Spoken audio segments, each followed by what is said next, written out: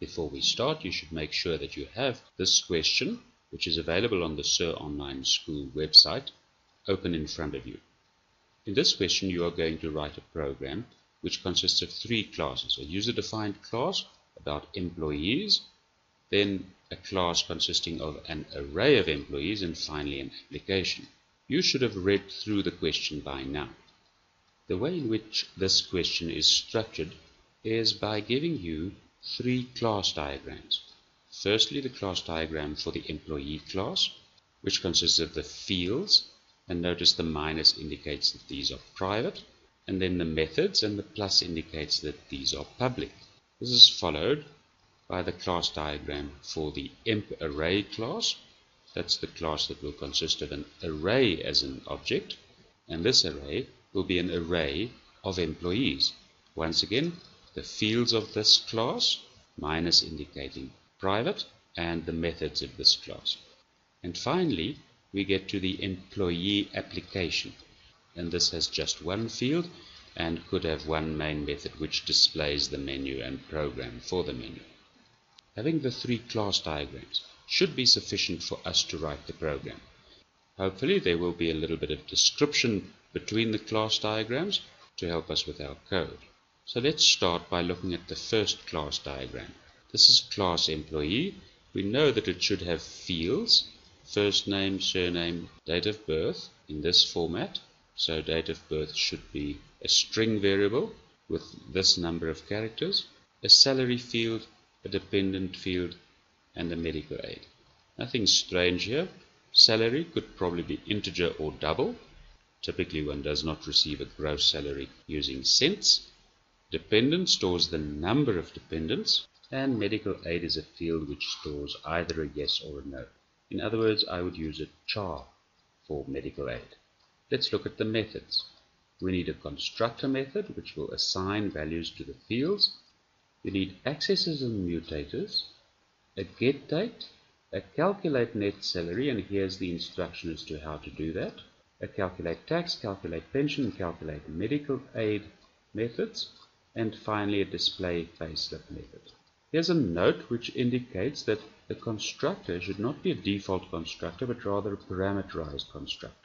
I hope by looking at the class diagram you will notice that this class, the employee class, is a lot of work but quite simple to write. Let's scroll down to the employee array class.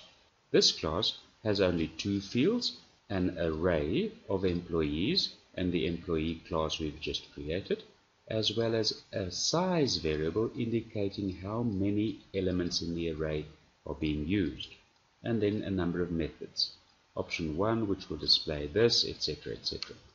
And finally, let's scroll down to the application method, and our application method merely uses one object, an object of the array class, and a main method.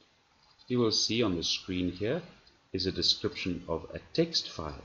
This text file is where our data is stored, and this text file will be used in my employee class in order to read in data from the text file into our array. So let's look at the employee class. The structure is the same as all the other classes you've written. Type employee equals class, and then the private fields. I've put an F in front because it's a good convention to follow. First name, surname, date of birth, and I made it string 8 so that there are only 8 characters in this string. I made salary an integer and dependent a byte. Byte merely because it's a very small type of integer. And medical aid a char. Let's look at the methods. Lots of methods because the instruction was to create accessor and mutator methods for all the fields that we have above. So lots of methods. My constructor create is not a default constructor but a parameterized constructor having all of these fields as variables. Our mutator methods should be stock standard, and our accessor methods should be stock standard as well.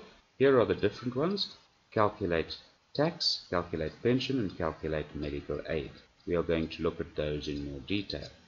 So if we look at our class diagram again, the first complication starts with calculate net salary, which makes use of calculate tax, calculate pension, and calculate medical aid. So let's have a look at those. There's calculate tax. It is a function because this is an accessor method, and our result is merely the salary times 0,3.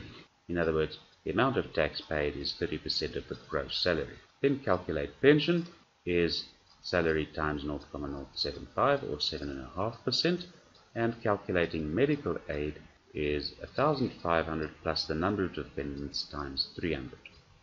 And finally, calculating net salary is our initial gross salary minus those three that we've just calculated. Displaying the payslip is nothing less than the toString method that you've used in the past. I've created a temp variable of type string, and I'm adding the fields in this class one by one, followed by a #13 so that it goes on to a new line, and ultimately sending it back through a result. You will see what this looks like when we call the display payslip method. So after a lot of typing, but no real difficulty, we've written the employee class. Now let's have a look at the array class. Our class diagram for the array class tells us that there are two fields, array of employees and the size of that array. So in our class, frEmp is an array 1 to 20 of tEmployee. And this one was created in my employee class, and I'm using it by calling the employee class over here under users.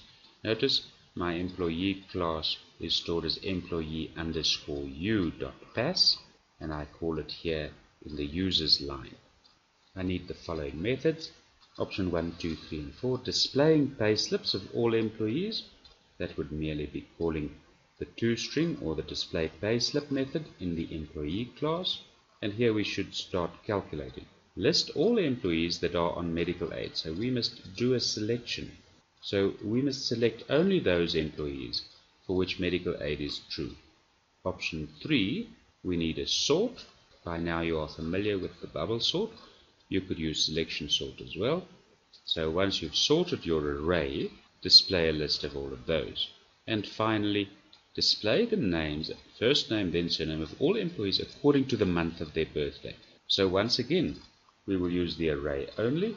We will go through the array, firstly according to the months of the year, and then checking each person to see whether their birthday is in that month of the year, and then printing them. Let's go back to the program. As we've said, two fields.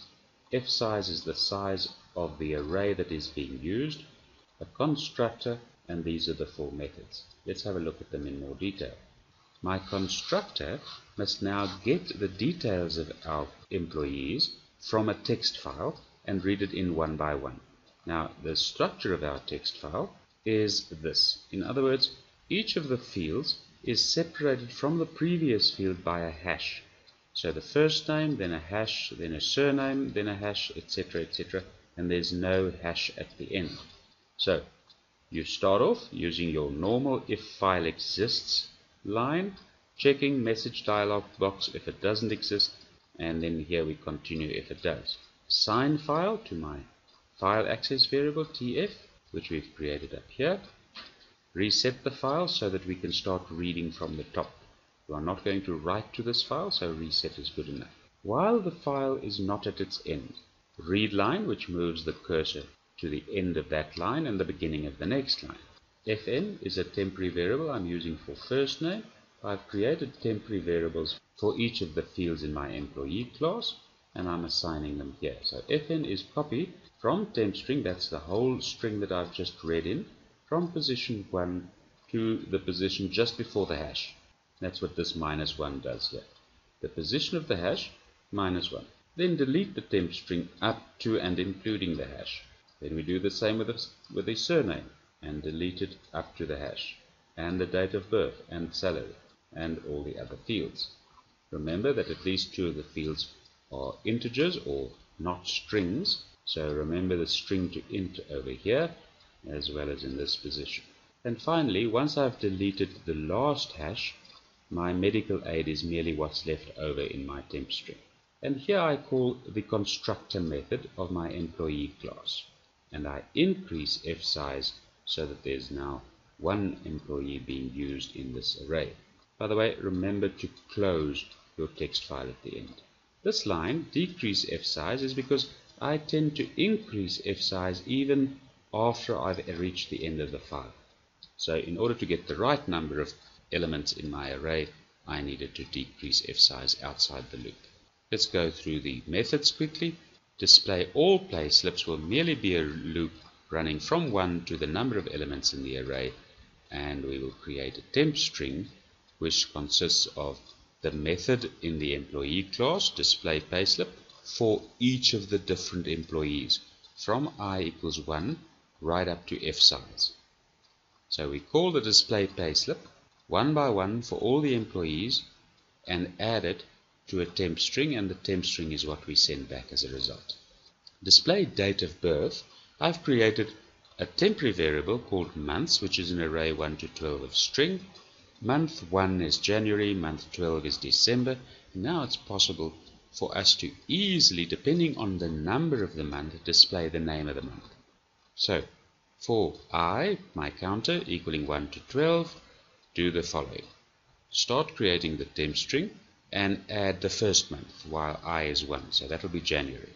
Then we loop through all the elements in our array, from 1 to however many there are, and f size indicates that. If the number of the month in my getDate procedure is the same as this number, I, then we print the name of that employee. Go through this code carefully, make sure that you know what we're doing here.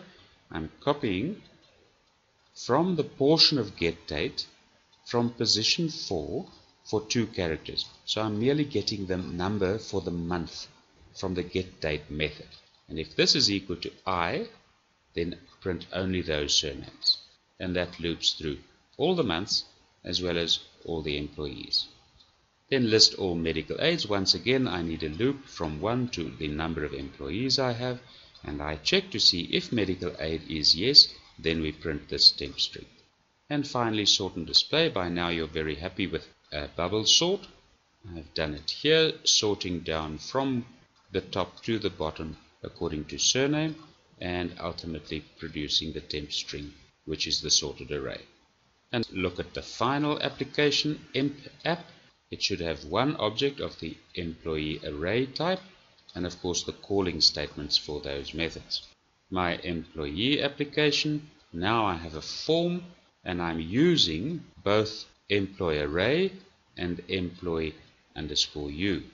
So both of these two classes are being called. My form looks as follows. I have 4 buttons. Each of these will be calling one of those 4 options in the employee array class. Let's look at display all payslips. Firstly, I needed an all employees variable of type temporary. In other words, this is my array class. I'm creating one instance of that array class, and I called it all employees. So all employees must be instantiated over here. This will call the text file and fill the array with the elements in the text file, and then easily read out the rich edit.lines.add all employees.display all payslips, which is a method of the array class. Second button, display all medical aids, clear the rich edit, and merely call that method in the array class. Sort and display, once again clear the rich edit and call a single method in the array class, sort and display. And finally, birthday by month, once again clear the rich edit and simply call the method in the array class. I hope this helps.